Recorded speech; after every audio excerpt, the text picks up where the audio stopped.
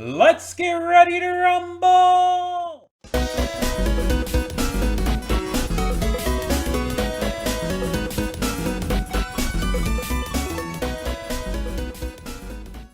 Hey everyone, welcome to Princess Gay. I'm your host Connie, and today we are here with my blind reaction to The Haunted World of El Superbeasto. And I know very little about this. This is a donation reward for Venom. It is an adult animated film that I guess is about a luchador. Like, that's pretty much all I know. I know El Superbeasto, I guess, is a luchador. I've seen, like, the design of him. I know this is an adult animated film. That's pretty much it. Like, I might have heard some other stuff in the past, but I don't remember. I don't. So, I like pro wrestling. I don't watch a lot of pro wrestling these days because the companies out there are shit. But I like pro wrestling. And luchadors tend to be amongst my favorite types of pro wrestlers. Because lucha is a high-flying type of pro wrestling that prioritizes quick movements, jumping off of the top ropes, swinging around the ring, and just using your momentum to carry you into just fast-paced action. Lucha also centers around the mask. The mask for a luchador is their identity. It is what they are known for. It is what they are known by. A luchador almost never shows their real face. And even when out in public, they wear their mask because their identity is the mask. They live in that identity. It is a very important thing, which is why in pro wrestling, when you have a mask match for a luchador, it is the ultimate kind of match for them, really. Because for those who don't know pro wrestling that much, a mask match is where, like, the loser loses their mask. And a lot of times it'll be forcefully taken off of them by the winner. I've seen this multiple times in the likes of WWE and whatnot, where, mind you, in WWE, it's never been taken as seriously. But, like, in, like, real, like, authentic lucha, something like that would destroy your career. It would be the end of you. And yeah, it's wild to think that they take it that seriously, but that's part of the culture. Lucha is very much a Mexican wrestling style that is just ingrained in their culture, and that's amazing. And I've seen very little, like, super authentic Mexican lucha, admittedly. I've seen a couple matches here and there. I've seen, like, I've never watched, like, a full show of it. The closest I've gotten is Lucha Underground, which was a lucha-focused, scripted series for pro wrestling.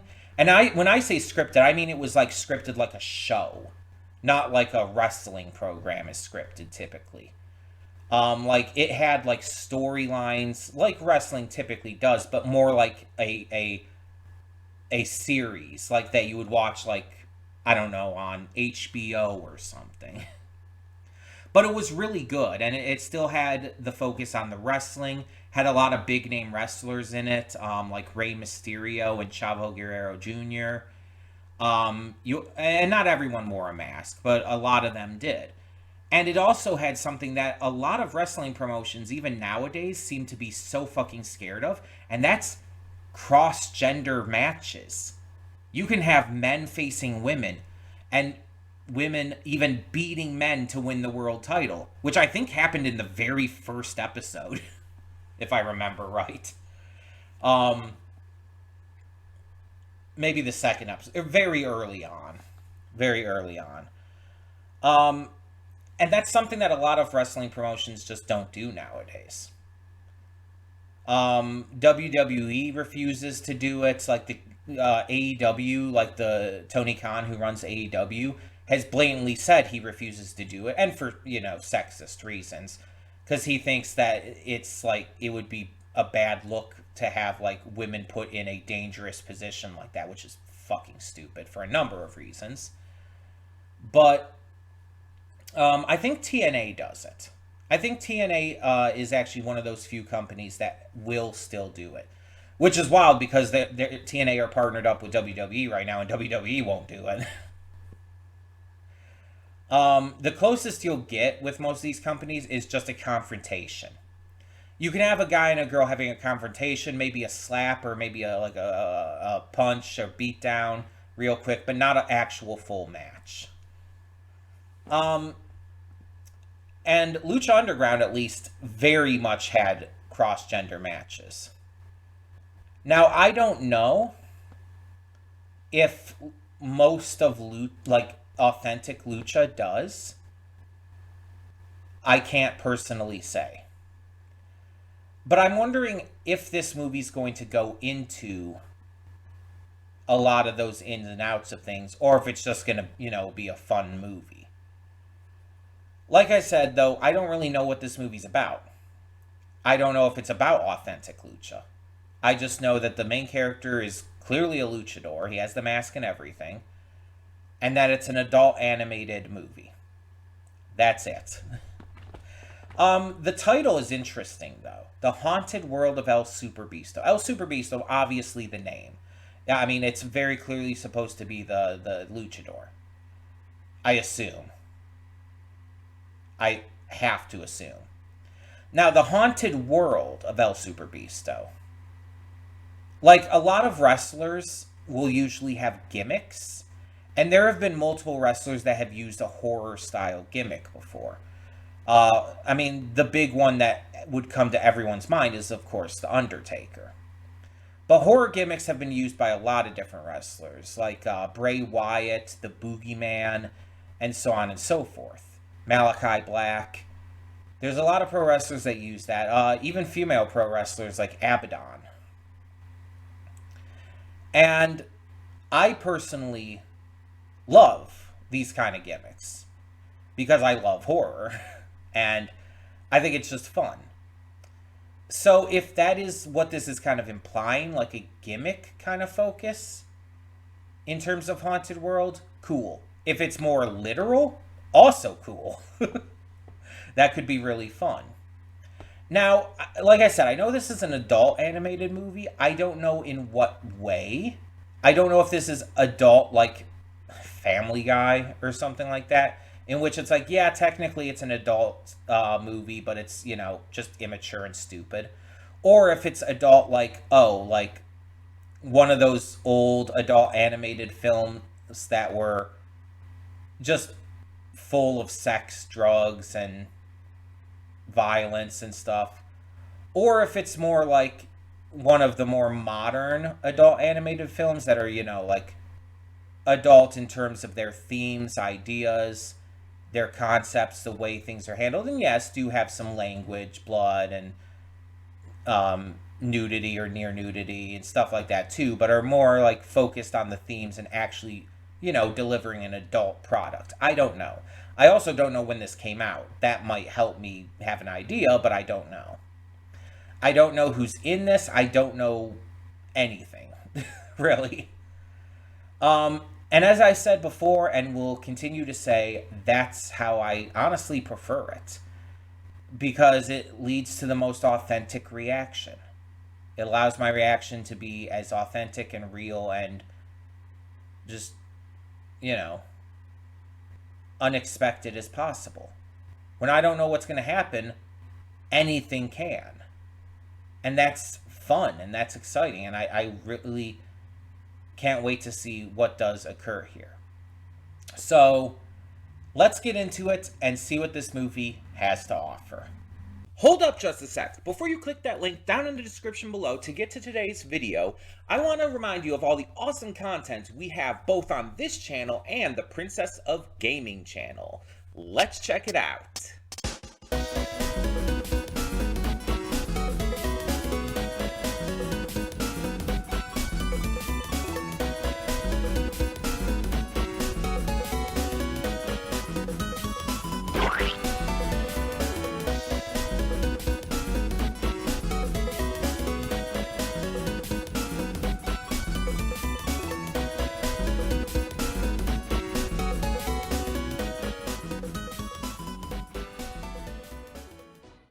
And we're back, and we'll begin with spoilers or something in 3, 2, 1, now.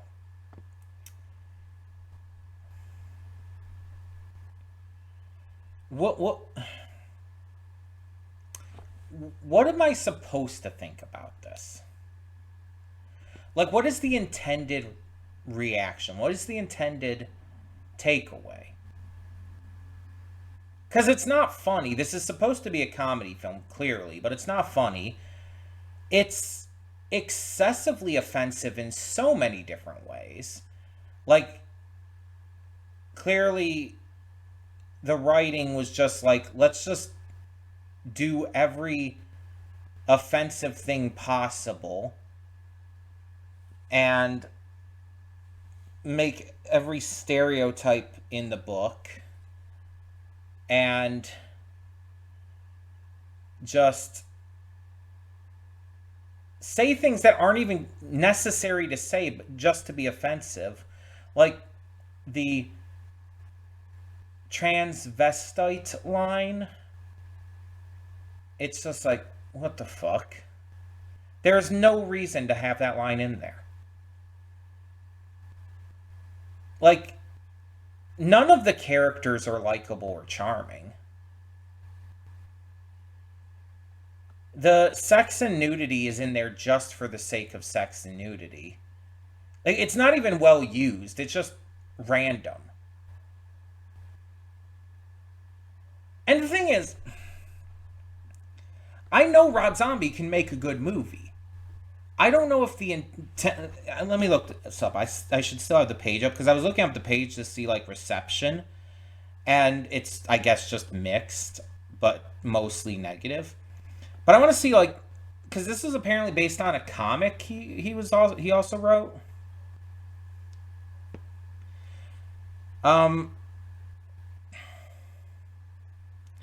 trying to see here if there's, like, any, like... what the intent of it is.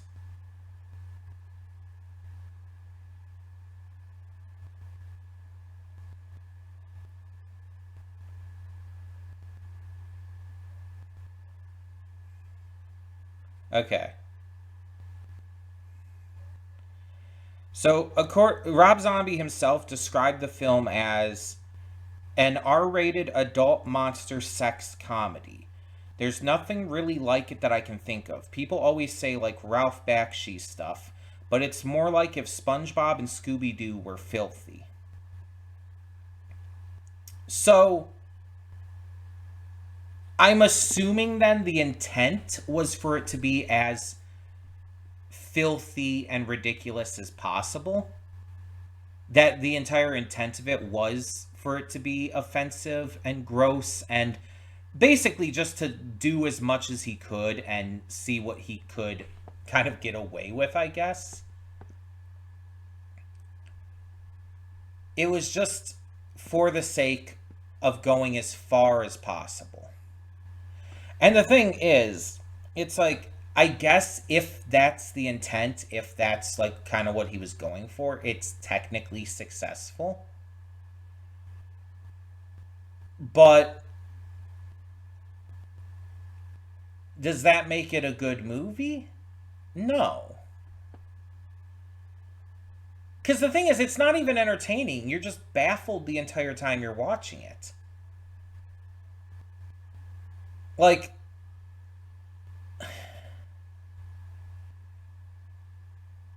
I feel like I was very quiet during the reaction because I just didn't... I couldn't speak. I was so dumbfounded. And again, it's not funny. It's supposed to be a comedy, but there's nothing comedic about it. There might be one or two things in the entire film that are even slightly humorous. And honestly, I couldn't tell you what they are. It's just... It's... The problem is it's so offensive. It's to the point where it just stops being even possible to be funny. Because it's like, there's movies, shows, etc., that are so offensive that they kind of wrap around to being so much parody that they are funny. This goes like 10 million steps beyond that. It's just so offensive that it completely blows past the point where it could be funny and just wraps back around to being just offensive again. It's not well written, it's not well paced. It's it's just bad. The dialogue is stupid. It it kind of thrives on its references. Like it makes constant references to other better movies. And it's just it doesn't do anything. Like there's not even any like repercussions for anything. Nothing matters in the end. When people are killed, they're just not killed. Like the you I don't understand. As a protagonist, Superbeasto is like probably the worst and most unlikable protagonist I've probably seen in most anything.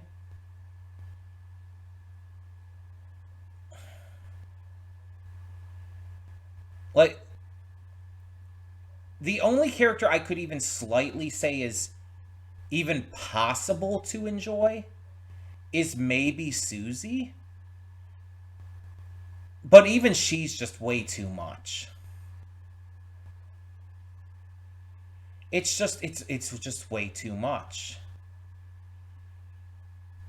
I, I've talked before how like I'm autistic, but I'm not one of those autistic people who tend to be like really thrown off by being overstimulated. Some autistic people face that as an issue. I personally usually don't. Just like a lot of things, autism is a spectrum, and different people who are autistic face different things. Not every autistic person is the same. Not every autistic person faces the same issues. Um, I face certain issues here and there. I don't face a lot of sensory issues. I don't have a lot of like problems with certain sounds or um, certain like getting overstimulated a lot by a lot of flashing colors or whatnot. There's some like examples of ones that do get to me, of course. Like constant heavy breathing like kind of freaks me out. Like you see those like compilation videos of like where someone will take like every time a person on a commercial takes a breath and just like make a compilation of just that. Those videos freak me the fuck out, and I can't explain why.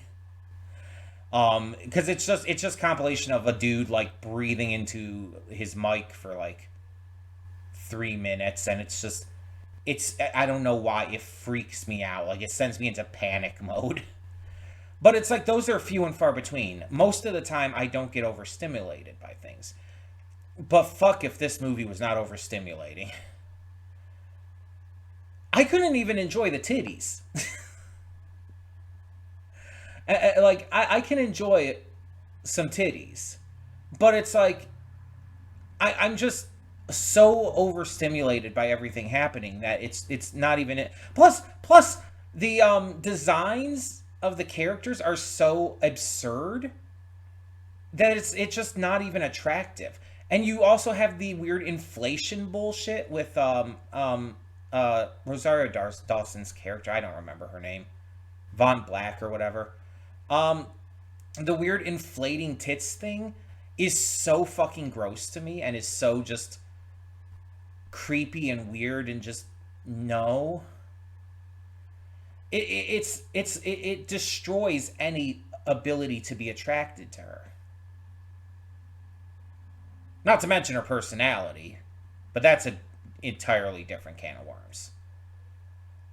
And there's just a lot of racism and sexism and terrible shit in this. And again, even if that's the point, there's a certain point where you just go too far where it's just not even funny. It's just offensive. Like I can handle certain movies that like have some offensive shit in them for the sake of like being parody and making fun of that shit. Like that's fine if it's handled well, but this is not that. This is not that. And there's so many big names in this. And some of them I can absolutely understand would be in this. Like Danny Trejo, it's like, yeah, of course Danny Trejo's in this. Bill Moseley and Sid Haig, yeah, I mean, they love working with Rob Zombie. On better things than this, but still. Cassandra Peters, aka Elvira, it's like, I'm not really that surprised at that. But then you see, like, you hear, like, Tom Kenny over and over again. You hear Rob Paulson over and over again. Both of whom are pretty wholesome people. And they're in this. Like, I expect this from Paul Giamatti, but Jess Harnell. It's just so fucking weird hearing their voices coming out of these characters. I'm so thrown off by like everything.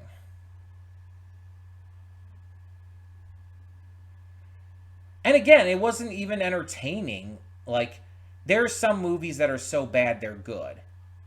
This wasn't even that because it was just, again, the overstimulation. But also, it's just so bad it's offensive on every level that it can't even be seen as entertaining. At least not to me. The animation itself, I guess I could talk about that, is fine. I don't like the art style for the most part. Like again, proportions are fucking ridiculous.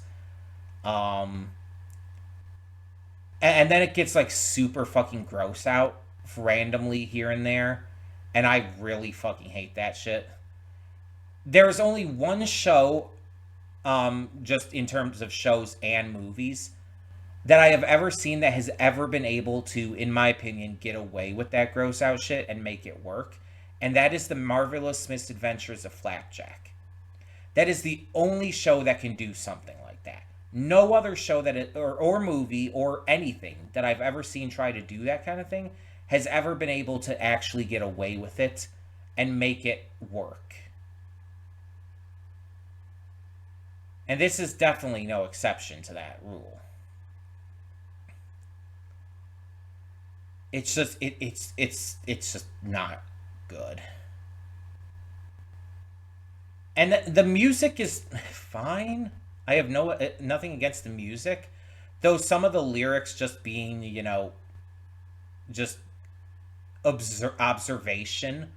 It's just like, oh, this is what this character is doing. They're doing this now. Now this is happening. It's like, yes, I can watch the movie.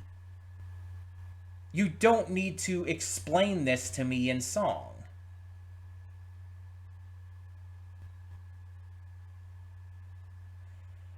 Again, I get that was the joke. I can understand that. I can grasp that point. Just because it's the joke doesn't make it work. It doesn't make it funny. It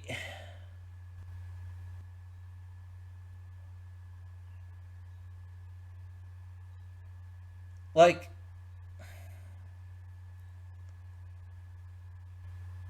this is just baffling to me. I just don't understand why you would make a movie like this. And why anyone would let you make a movie like this. Like, did Rob Zombie bankroll this entire thing himself? Because who the fuck would get behind this?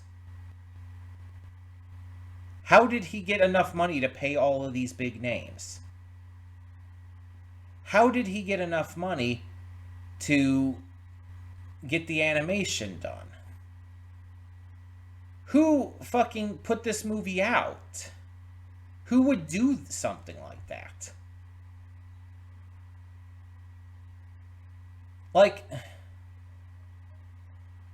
I don't understand. Like, this movie is, like, so bad that I have a hard time even describing how bad it is. Honestly, one of the worst movies I've ever seen. Take that as you will. Maybe that's, like, an achievement of sorts, but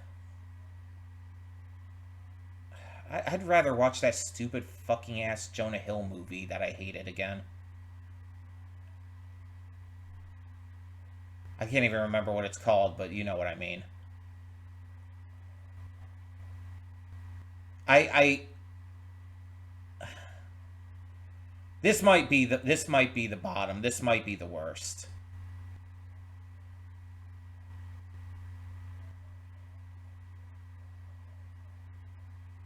I don't know. I don't know. I guess if you want to tell me what you thought, I'm Connie. I'm signing off. What the fuck ever. Bye.